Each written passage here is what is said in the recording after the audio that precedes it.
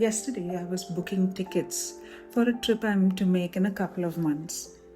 Somewhere during the booking process, I was asked this very familiar question that you all might recall, where they ask you to pay extra to book tickets that allow for cancellation protection or postponement, just in case your plans change.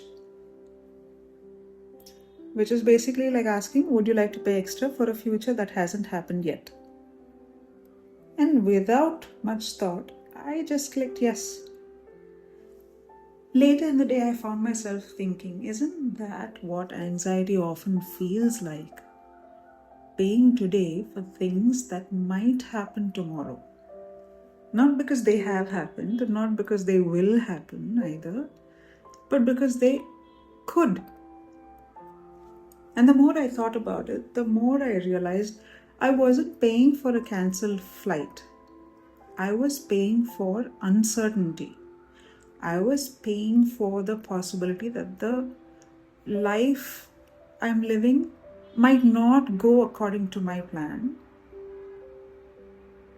And that is what anxiety is, right?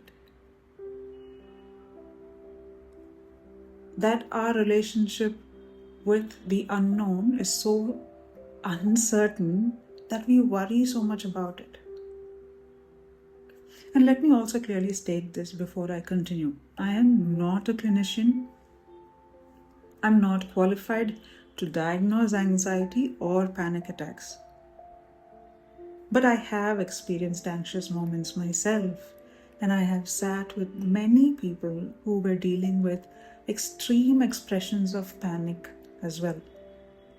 And beneath all of these experiences that I have had and seen, the thoughts, the worries, the relentless planning, overthinking, imagining, and the fear of that unknown, there often seems to be one question that is common. The question of, will it all be okay?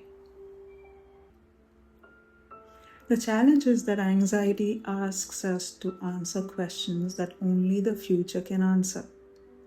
And because the future hasn't happened yet, our minds keep searching for certainty where certainty simply does not exist.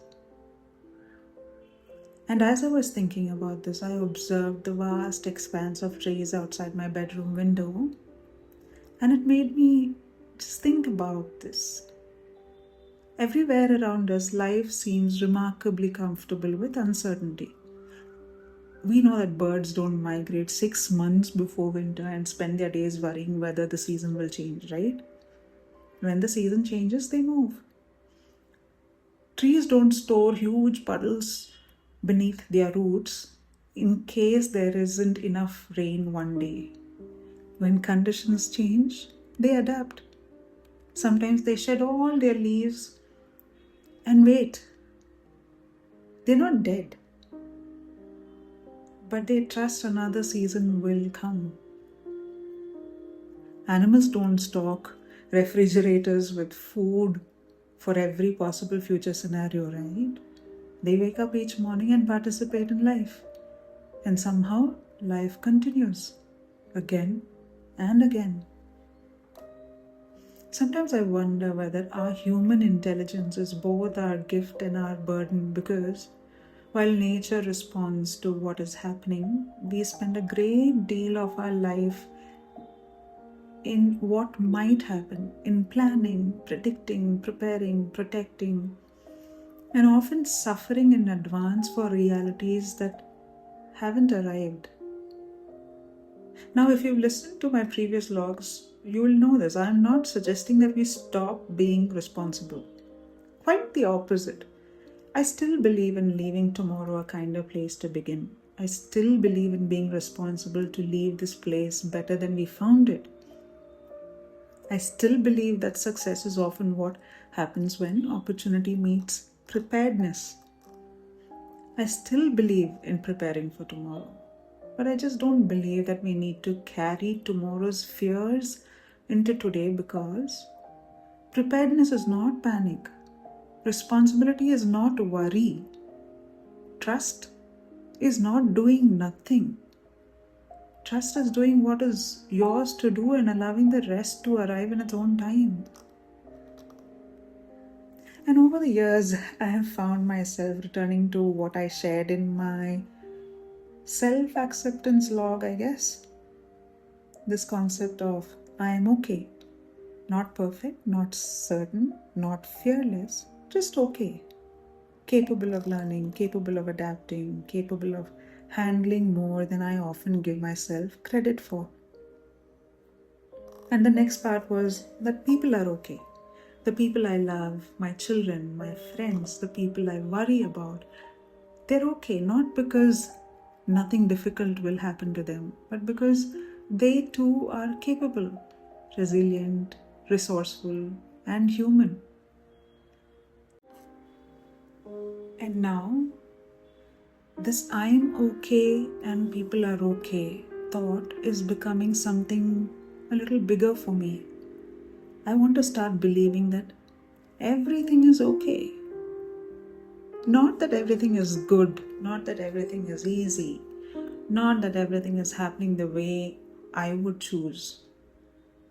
But perhaps everything is okay in the sense that life is still unfolding, the story is still being written, the season hasn't finished changing yet, the lesson hasn't fully revealed itself, the opportunity hasn't yet arrived. And maybe okay isn't a statement about circumstances, maybe it's a statement about trust. Trusting ourselves, trusting others, trusting life. Now, while I was living all of these experiences, I recall one moment, one memory that has stayed with me for years. When my children were younger, we watched this movie Frozen 2 together. And many years have passed. I don't remember every movie we watched either, but I remember a song from that movie. It's called The Next Right Thing. If you get a chance, just watch it. Not because it was dramatic, but because it was very true and it stayed with me. It was about when everything feels uncertain, when the future feels too big, and when your mind is racing ahead, creating stories you can't verify. Just do the next right thing. Simple, right? And honestly, that is still what I tell myself, not because everything magically becomes okay, but because it brings me back to reality, back to what is mine to do. Right here, right now, the next right thing. So the next time your mind takes a trip to anxiety village, pause, take a breath, drink some water, and then put your feet on the ground and look around you. Ask yourself just these 3 small questions. What do I know for certain right now? Second, what am I imagining? And third, what is the next right thing I can do about it? Then do just that. And let that be enough for that day. Because everything may not be okay right now. But that doesn't mean everything is wrong. It may simply mean the story is still unfolding, and perhaps peace is not found in knowing that everything will be okay, but that peace is found in trusting that whatever comes next, you, other people, and life itself are far more okay than anxiety would have you believe.